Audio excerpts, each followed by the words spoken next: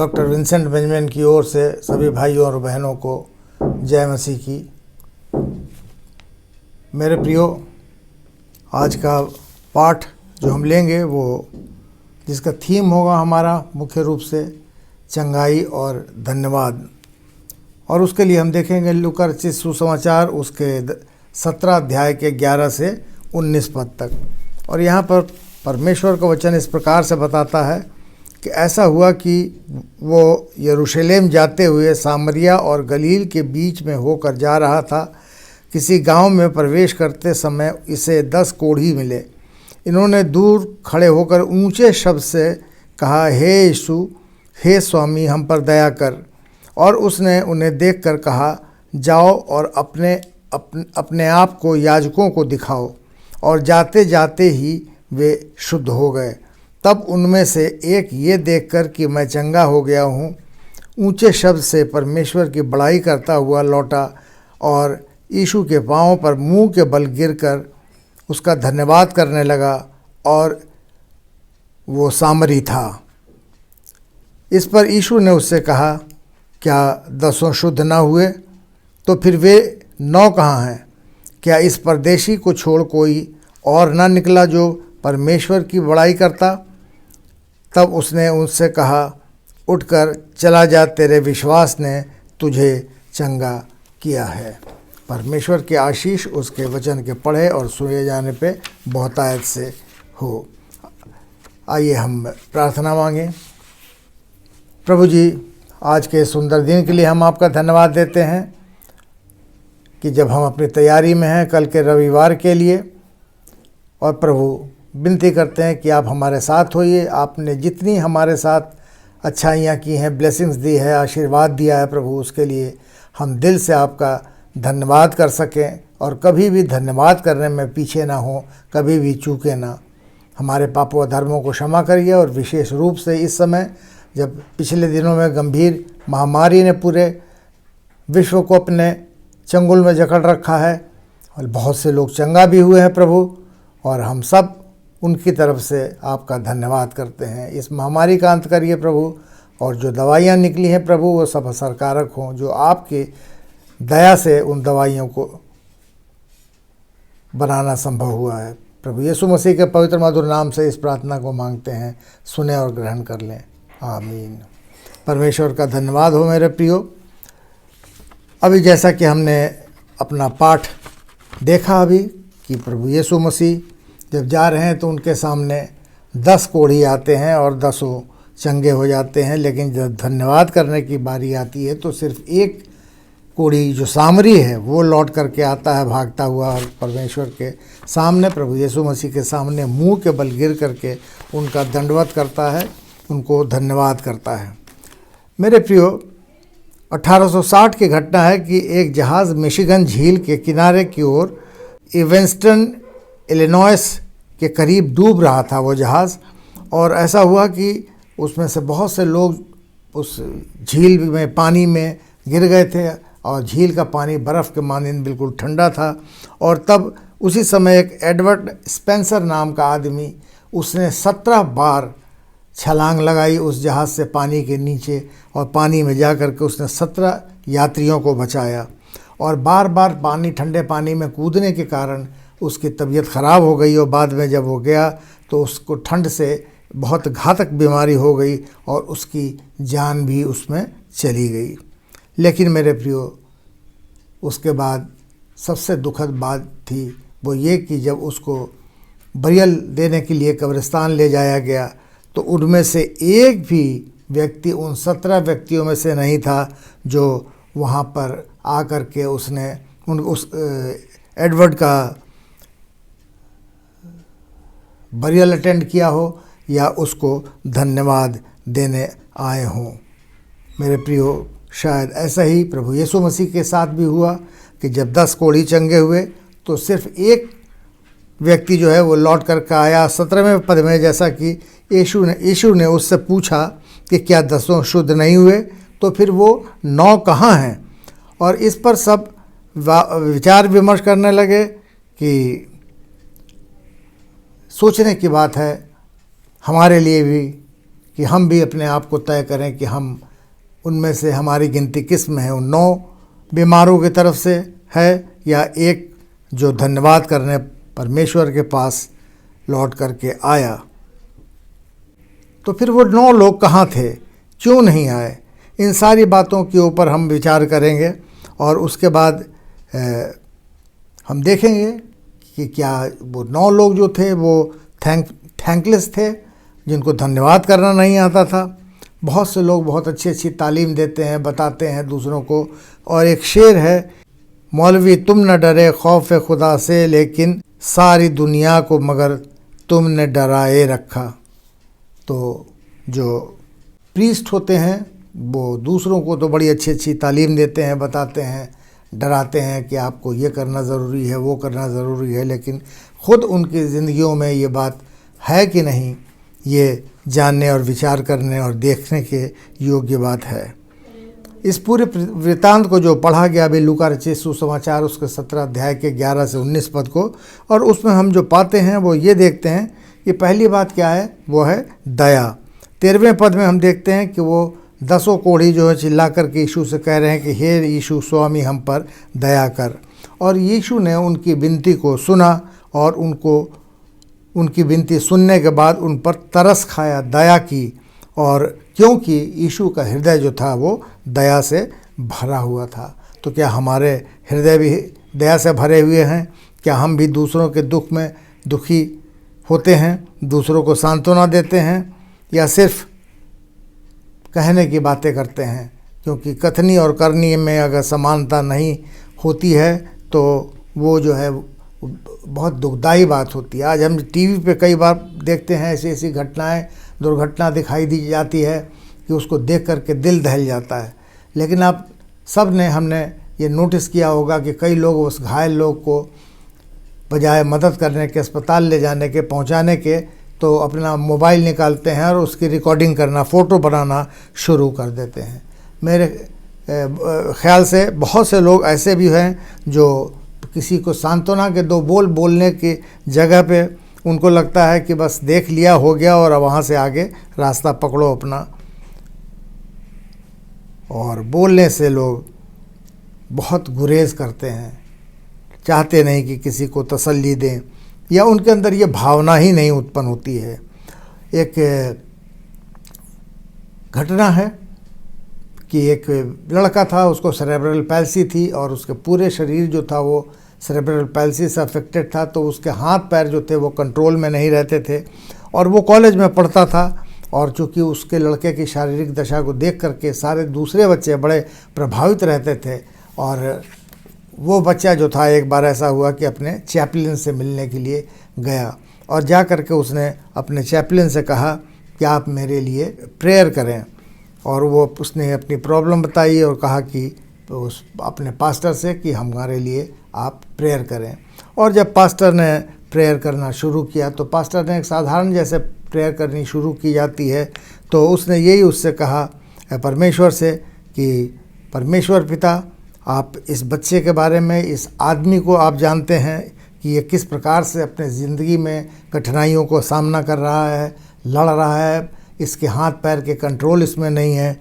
तो इस मनुष्य को आप इसकी सहायता करें, इसके ऊपर अपना हाथ बनाए रखें सहायता का, और इसके साथ साथ आपके फरिश्ते हमेशा इसके साथ रहें ताकि इसको किसी भी रूप से, शारीरिक रूप से हानि ना पहुँचे।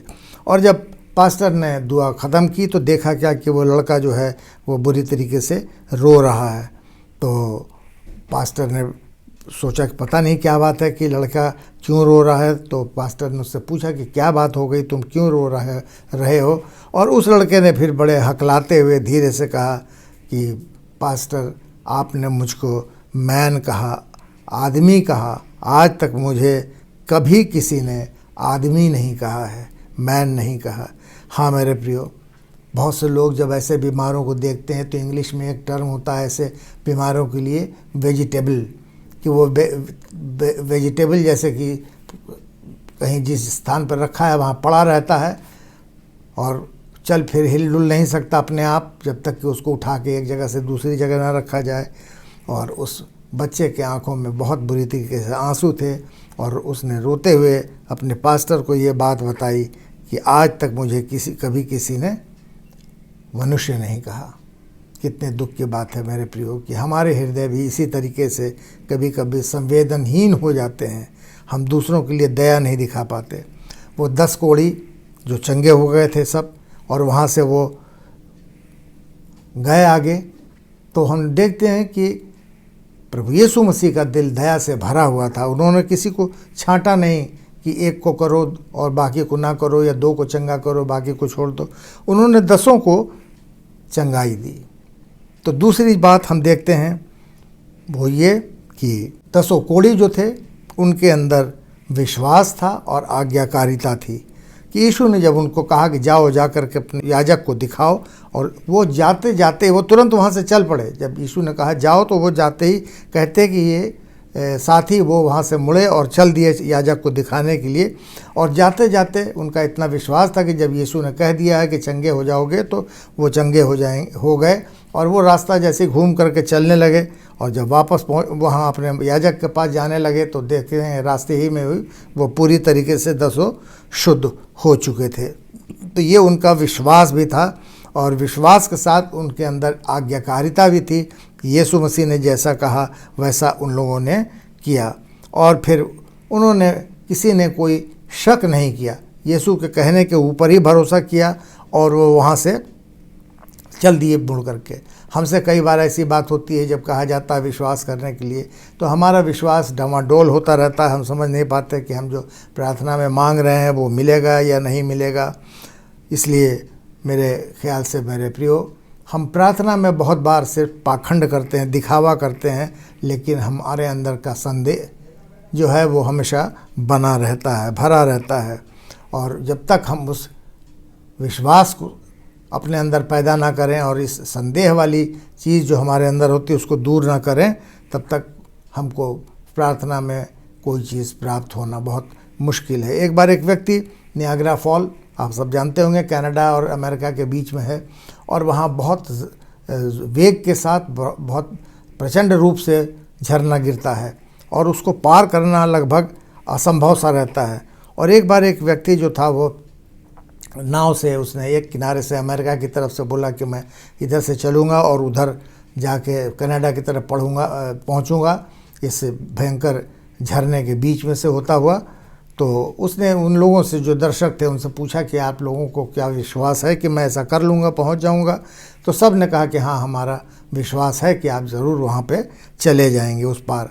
और फिर वो व्यक्ति जब नाव पे बैठ कर के उसने नाव चलाना शुरू किया और होते हुए वो दूसरे किनारे पे पहुँच गया तो लोगों ने बहुत तालियां बजा करके बड़े इनाम के साथ उसका वहाँ पे स्वागत किया। और फिर वो जो व्यक्ति वहाँ पे आ गया, तब उसके बाद उसने उन लोगों से कहा कि अच्छा, अब ऐसा है कि मैंने ये विचार किया है कि अब मैं उस पार से इस पार तो आ गया, लेकिन अब मैं इस पार से फिर वापस उस पार जाऊँगा। तो क्या आप लोगों को ऐसा विश्वास है कि मैं वहाँ चला जाऊँगा? आपका फेथ है? तो लोगों ने कहा हाँ हाँ, आप चले जाएंगे। तो फिर उस नाव पे जाने वाले व्यक्ति ने कहा कि अच्छा, तो ठीक है, आप में से कौन व्यक्ति है जो मेरे साथ बैठ करके मेरी बोट में उस पार चलने को तैयार है? और इतना कहना था कि सारे लोगों को जो वहाँ भीड़ थी सांप सूंघ गया। कोई भी उसके साथ नाव पे उस पार जाने के लिए तैयार नहीं था। मेरे प्रियो, हम कई बार विश्वास तो करते हैं, फेथ तो हमारा होता है, लेकिन ट्रस्ट नहीं होता, भरोसा नहीं होता है। हम परमेश्वर पे भरोसा नहीं कर पाते हैं। और हमारा विश्वास अगर उन 10 कोढ़ियों में से उस एक कोढ़ी की तरह से हो कि जो चंगा हुआ 10 कोढ़ियों में से और लौट करके आ करके उसने परमेश्वर का, प्रभु यीशु मसीह का धन्यवाद किया, तो हम पाते हैं कि उसकी चंगाई विश्वास और आज्ञा मानने के द्वारा मिली, जो हमको भी करना चाहिए। तो यहाँ पे हम ये पाते हैं मेरे प्रियो कि विश्वास तो 10 ने किया, आशा भी, आज्ञा भी मान ली, और धन्यवाद देने के लिए जब मौका आया तो सिर्फ एक व्यक्ति बीमार जो था वो लौट करके आया और बाकी सारे जो थे वो वहाँ से चले गए। प्रभु यीशु मसीह के पास धन्यवाद करने के लिए नहीं आए। तो मेरे प्रियो, क्या हमारी भी कुछ इसी तरीके की स्थिति है कि हम भी परमेश्वर के द्वारा जो हमारे साथ बहुत से उपकार किए गए हैं, आशीषें दी गई हैं, हम उनको धन्यवाद करते हैं? क्या ग्रेटफुल होते हैं, या हमारे अंदर अनग्रेटफुलनेस भरी हुई है, हम थैंकलेस लोग हैं? अगर ऐसी बात है तो मेरे प्रियो, बहुत ही ये ख़तरनाक बात है, दुख की बात है। तीसरी बात हम इसमें पाते हैं मेरे प्रियो, वो 16वें पद में, और वहाँ पर उसमें हम देखते हैं कि एक जो था बीमार कुष्ठ रोगी, वो वहाँ से लौट करके आता है और प्रभु यीशु मसीह के पास मुंह के बल गिर करके उसका धन्यवाद करता है। और वो व्यक्ति जो लौट करके आया था वो सामरी था। तो प्रभु यीशु मसीह को इसलिए और भी बुरा लगा कि एक सामरी जो प्रभु यीशु मसीह की तरह से यहूदी नहीं है, वो लौट करके धन्यवाद करने आया, लेकिन वो बाकी 9 लोग जो शायद यहूदी रहे होंगे, और वो उन्होंने ये ज़रूरत नहीं समझी कि वो आ करके अपने परमेश्वर प्रभु यीशु मसीह का धन्यवाद करें, जबकि वो पूरी तरीके से चंगाई प्राप्त कर चुके थे। लूका रचित सुसमाचार उसके 16 अध्याय के 8 पद में वचन कहता है कि क्योंकि इस संसार के लोग अपने समय के लोगों के साथ रीति व्यवहारों में ज्योति के लोगों से अधिक चतुर हैं। तो ये इस टाइप के लोग हैं मेरे प्रियो कि जो बहुत ज़्यादा चालाक हैं, चतुर हैं, जो परमेश्वर को मानने वाले, उसके उस पे हुक्म पे चलने वाले हैं। उनका दिल सीधा होता है, वो मक्कारी उनके अंदर नहीं होती। लेकिन और लोग जो होते हैं उनके अंदर कूट कूट करके मक्कारी भरी होती है। तो मेरे प्रियो, आज के इस बहुत व्यस्त दुनिया में कहीं हमारे साथ भी ऐसा तो नहीं होता कि हम भी परमेश्वर का धन्यवाद करना भूल जाते हों, और जो परमेश्वर जिसने हमारे साथ पता नहीं कितनी भलाइयाँ की हैं, कितने उपकार किए हैं, हमारा कितना इम्पोर्टेंट काम हो गया है। और कई बार ऐसा होता है कि जब कोई परमेश्वर का जन भक्त आ करके चर्च में बहुत सुंदर सा मैसेज अपनी कलीसिया को सुनाता है, तो लोग जो हैं उसका धन्यवाद करने के बजाय चुपचाप से हाथ मिलाते हुए चर्च से बाहर निकल जाते हैं। एक धन्यवाद का शब्द उनके मुंह से नहीं निकलता, जबकि परमेश्वर चाहते हैं कि वो हमेशा धन्यवाद करना, प्यार करना सीखें, करें, क्योंकि प्यार करना ये एक अच्छा मैनर सिखाता है। पहला कुरिन्थियंस उसके 13 अध्याय के 5वें पद में लिखा है कि प्रेम अनरीति से नहीं चलता, वो अपनी भलाई नहीं चाहता, कुछ लाभ नहीं, बुरा नहीं मानता। तो मेरे प्रियो, प्रेम जो है वो किसी भी तरीके की लालच से दूर होता है। और हम 2 चीज़ जानते हैं जो हम लोगों ने अपने बचपन से सीखी हैं, और ये मसीहियों को सिखाई जाती हैं, थैंक्स कहना और प्लीज़ कहना। बहुत से लोग सोचते हैं कि ये पाश्चात्य वेस्टर्न सभ्यता है, लेकिन मेरे प्रियो ऐसा नहीं है। ये बिब्लिकल टीचिंग है कि हर एक बात के लिए परमेश्वर का धन्यवाद करो, मनुष्य का धन्यवाद करो, और हमेशा दूसरे के साथ आदर से बात करो, प्लीज़ करके बात करो। कुलुसियों की पुस्तक में वचन कहता है कि जैसे जैसे हम उम्र में बढ़ते चले जाते हैं तो हम लोगों को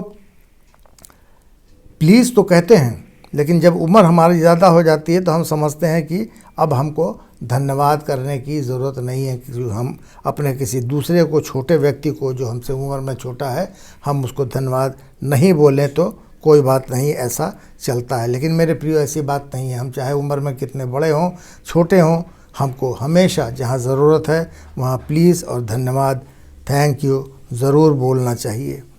एक स्कॉटिश पास्टर थे अलेक्जेंडर वाइट, और वो हर एक बात के लिए लोगों को बताते थे कि धन्यवाद देना चाहिए परमेश्वर का। और ऐसा हुआ कि एक बार बड़ी कड़ाके की ठंड पड़ रही थी और बारिश भी हो रही थी उसमें, और तूफ़ान सा चल रहा था।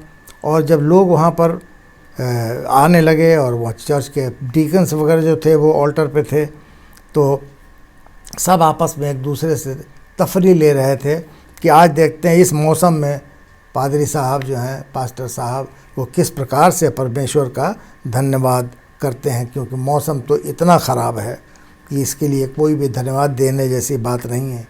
और फिर पास्टर साहब ने जो सर्विस शुरू की तो उन्होंने ये कहा कि प्रभु हम आपका धन्यवाद करते हैं, क्योंकि जो वेदर जैसा कि आज मौसम है, ऐसा मौसम हमेशा कभी भी नहीं रहता है। तो हम आपका धन्यवाद करते हैं कि आपने हमें हमारी हमेशा रक्षा की है, हमको मौका दिया है कि हम अच्छी तरीके से अच्छे मौसम में अच्छी स्थिति में आकर के आपकी दुआ इबादत कर सकें। तो लोगों ने ये उम्मीद लगाया कि शायद पास्टर जो है ऐसे मौसम में कर्ज करेंगे, लेकिन उसके बजाय पर उन्होंने देखा कि पास्टर ने उस स्थिति में भी परमेश्वर का धन्यवाद किया। और हमारे साथ भी कई बार ऐसा होता है मेरे प्रियो, जब हम परमेश्वर से प्रार्थना करते हैं तो प्रार्थना करने के समय में हम उससे हमारी पिटीशंस मांगें हमारी ज़्यादा होती हैं और धन्यवाद कम होता है। हम बात बात पे सिर्फ अपनी डिमांड्स कि मुझको ये मिल जाए, मुझको वो हो जाए, मेरा साथ ये साथ हो जाए, वैसा हो जाए, लेकिन हम परमेश्वर का धन्यवाद करना भूल जाते हैं। सेकेंड वर्ल्ड वॉर के समय में एक अमेरिका में चर्च था, वो 24 घंटे खुला रहता था कि कभी भी कोई व्यक्ति चाहे तो वहाँ आकर के दुआ कर सकता है। और एक लड़का जो छोटा सा बच्चा था वो हमेशा 10 मिनट के लिए चर्च में आता था और आकर के घुटने के बल ऑल्टर में जा कर के दुआ क्या करता था चुपचाप और चला जाता था। और काफ़ी दिनों के बाद एक बार वो बच्चा वहाँ चर्च में आया और आ कर के बहुत देर तक वो घुटने के बल बैठा रहा, वहाँ पे प्रार्थना करता रहा।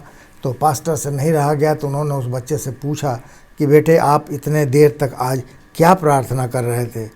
तो उस बच्चे ने जवाब दिया कि पास्टर साहब, मैं रोज़ कुछ मिनट की दुआ खुदा से ये करता था कि मेरे पापा को परमेश्वर सलामती से इस युद्ध से वापस ले आए, और आज सुबह मेरे पापा वापस आ गए तो मैं जल्दी से दौड़ा हुआ परमेश्वर के इस भवन में आकर के मैं परमेश्वर को धन्यवाद देने के लिए आया हूँ, ताकि उसको धन्यवाद दे सकूँ कि मेरी प्रार्थनाओं का जवाब परमेश्वर ने दिया और मेरे पापा को सलामती से युद्ध से लेकर के वापस आया है। तो मेरे प्रियो, चाहे जितनी देर के लिए हमारे पास समय हो, हम घुटने के बल हो करके नहीं, हाथ जोड़ करके बड़ी नम्रता और दीनता के साथ परमेश्वर के सामने विनती करें, उसका धन्यवाद करें। भजन संहिता 107 उसके पहले पद में वचन कहता है, यहोवा का धन्यवाद करो क्योंकि वो भला है और उसकी करुणा सदा की है। तो मेरे प्रियो, हमको हमेशा परमेश्वर का, यहोवा का धन्यवाद करना है, जिसने कि हमको इतनी सारी आशीषें दी हैं। और कभी हम इस बारे में सोचें कि जो आशीषें हमको मिली हैं तो क्या हम उस योग्य थे कि वो हमको मिलती। उन कोढ़ियों में से एक कोढ़ी जो था वो भाग करके आता है, वापस याजक के पास धन्यवाद करता है और ऊंचे शब्द से बड़ाई करने जैसे कार्य को करता है। बाकी जो है वो कुछ नहीं करते और चुपचाप वापस चले जाते हैं। तो कई बार ऐसा होता है कि हो सकता है कि पास्टर ने या याजक ने उस बीमार से, कुष्ठ रोगी से पूछा होगा कि आखिर तुम्हें क्या सूझी थी कि तुम आए यहाँ पे धन्यवाद करने के लिए। तो उसका जवाब यही रहा होगा कि प्रभु आखिर मैं ही क्यों, मुझे ही आपने क्यों चुना, मुझे क्यों आशीष दी, मुझे क्यों चंगाई दी। हम भी इसी प्रकार से परमेश्वर से कह सकते हैं कि प्रभु ये आशीषें जो आपने हमको दी हैं उसके लिए हमें आपने क्यों चुना। ये एक अच्छा घर दिया, कार दी, बैंक बैलेंस दिया, अच्छे बच्चे, अच्छा परिवार, पत्नी और हर तरीके की अच्छी चीज़ें, अच्छी पोजीशन, नौकरी सब हमको मिली। तो क्या हम अपने आप में ये विचार करते हैं कभी कि हम क्या इस योग्य थे? क्या हमारी योग्यता के बल पे हमको ये सब चीज़ें प्राप्त हुई हैं? मेरे प्रियो, पता नहीं दुनिया में कितने ऐसे लोग हैं जो हमसे ज़्यादा क्वालिफाइड हैं लेकिन फिर भी वो बेरोज़गार हैं। हमसे ज़्यादा हैंडसम हैं, सब कुछ हैं, लेकिन वो किसी न किसी बीमारी में उलझे हुए हैं। हमसे भी ज़्यादा सब कुछ उनके पास है लेकिन वो अविवाहित हैं। और इस तरीके की तमाम ऐसी नकारात्मक चीज़ें हैं तो जो इन चीज़ों को परमेश्वर और मनुष्य के बीच में दूर कर देती है जब हम परमेश्वर का धन्यवाद करना भूल जाते हैं। एक व्यक्ति जिसका नाम टिम था और उसने परमेश्वर प्रभु यीशु मसीह को ग्रहण किया, तो पास्टर ने जब उस व्यक्ति को, टिम को, एक चर्च में भेजा कि जा कर के वहाँ की वो सदस्यता ग्रहण कर ले। और जब वो वहाँ गया तो वो प्रभु यीशु मसीह के प्यार के बारे में, उससे उद्धार के बारे में बहुत सी बातें उसको जानने को मिली। और ये उसने सोचा कि ये सब बातें अगर मैं परमेश्वर के नज़दीक नहीं आता तो मुझे कभी पता नहीं चल पाती। तो फिर वो दूसरी बार दूसरे सप्ताह पास्टर के पास गया और पास्टर के पास जा कर के बहुत वो परेशानी में जैसे था। तो पास्टर ने उससे पूछा क्या हो गया। तो वो व्यक्ति उससे बोलने लगा कि पास्टर साहब क्यों, आखिर मैं ही क्यों। तो पास्टर के समझ में नहीं आया कि ये क्या बात कह रहा है आफ्टर कि मैं ही क्यों। तो फिर बाद में वो पास्टर को उसने कहा कि मैं तो बिल्कुल नजिस नापाक इंसान, अनक्वालिफाइड, कि कोई योग्यता मेरे अंदर नहीं, फिर भी परमेश्वर ने मुझको चुना। मुझे क्यों चुना, मुझे ही क्यों चुना। मेरे प्रियो, सचमुच में परमेश्वर का जो धन्यवाद करता है, उसके ऊपर विश्वास करता है, तो उसको निश्चित रूप से बहुतायत की आशीष मिलती है। और वो टिम जो था वो ज़ोर ज़ोर से ताली बजा बजा करके परमेश्वर का धन्यवाद करने लगा। कई बार लोग ये पूछते हैं कि आखिर मैं ही क्यों, वाई मी, मुझे ही इतना सब कुछ क्यों मिला। जब ईश्वर की आशीषों के बारे में मैं बात करता हूँ तो ऐसे बहुत से इंडिविजुअल हैं जो उनके पास आए, जिन्हें उसने चुना। क्या हम भी उन्हीं में से एक हैं जो परमेश्वर का धन्यवाद हर समय हर स्थिति में करते हैं, या हम उन 9 कुष्ठ रोगियों की तरह से हैं कि अपना काम जब निकल जाता है, आशीष मिल जाती है, चंगाई मिल जाती है, तो हम अपने रास्ते निकल जाते हैं। कुलुसियों की पुस्तक उसके 3 अध्याय के 15 पद में वचन कहता है, और मसीह की शांति जिसके लिए तुम एक देह होकर बुलाए भी गए हो, तुम्हारे हृदय में राज्य करे और तुम धन्यवादी बने रहो। मेरे प्रियो, परमेश्वर हम सबों को बहुतायत की आशीष दे इस वचन के द्वारा। और जो कुछ हमने सीखा है कि हर एक हाल में, हर एक दशा में परमेश्वर का हमको धन्यवाद करना है, तो हमेशा हम इस बात के लिए तैयार रहें कि हर एक बात में हम परमेश्वर का धन्यवाद ऊंचे शब्दों में करें, सिर्फ धीरे धीरे बुदबुदा करके नहीं, बल्कि ऊंचे शब्द में, और दूसरे को सामने बताएं कि परमेश्वर ने हमारे साथ कितने भलाई के काम किए हैं, और वो एक हमारी गवाही बन जाए। आइए हम प्रार्थना करें। पवित्र प्रेरित दयालु पिता परमेश्वर, धन्यवाद करते हैं प्रभु जी आज के सुंदर दिन, आज के सुंदर वचन के लिए, जब आपने हमको सिखाया प्रभु कि हमको हर एक दशा में आप पर विश्वास करना है और उसी के तरीके से आज्ञाकारी बनना है। जब आप हमसे कुछ कहते हैं तो उसको मानना है, और उसके साथ साथ प्रभु हमको धन्यवादित होना है, अपने हृदय के अंदर धन्यवाद भरा रखना है, ताकि वो हम चाहे परमेश्वर का धन्यवाद करना हो, चाहे अपने मनुष्यों में किसी को धन्यवाद करना हो, हर एक काम के लिए हम उसका धन्यवाद करें। प्रभु आज इस समय जब तमाम लोग हम देख रहे हैं कि पूरे विश्व में बीमार हैं, और उस बीमारी ने, पेंडेमिक ने, हालांकि धीरे धीरे अब उसकी इंटेंसिटी में कमी आई है, लेकिन फिर भी प्रभु हम आपसे विनती करते हैं कि इस महामारी का जल्द से जल्द अंत करें, और होने दीजिए कि पूरा विश्व एक बार फिर से पुरानी तरीके से सलामती के साथ चलने वाला हो। हमारे देश के एक एक जन को आशीषित करें, राष्ट्रपति, प्रधानमंत्री, उपराष्ट्रपति, मंत्रिमंडल के कैबिनेट मिनिस्टर्स और एमपीज़, एमएलएज़ और मुख्यमंत्री, डिप्टी चीफ मिनिस्टर्स, गवर्नर्स सूबे के, और जितने भी लोग हैं प्रभु, एक एक जन को आशीषित करें। और एक देशवासी के लिए विनती करते हैं प्रभु, उन्हें भी आशीषित करें, सबों को सुरक्षित रखें। विशेष रूप से हम अपनी मसीही कलीसियाओं के लिए विनती करते हैं, क्लर्जी के लिए विनती करते हैं प्रभु, एक एक जन को प्रभु यीशु आपके लहू में छुपा करके सुरक्षित करते हैं। हर एक पास्टर को जो विभिन्न प्रकार के कई जगह पे कठिनाइयों का सामना करता है और विरोध का सामना करता है प्रभु, तो होने दीजिए कि जो हमारे विरोधी हैं उनके हृदय बदलें, और वो आपस में लड़ाई झगड़े के बजाय मेल मोहब्बत से रहना सीखें, क्योंकि प्रभु यीशु मसीह आपके दुनिया में आने का मकसद सिर्फ शांति और प्रेम है। प्रभु जी, होने दीजिए कि आपके संदेश को हम दुनिया के कोने कोने तक फैलाने वाले हो सकें।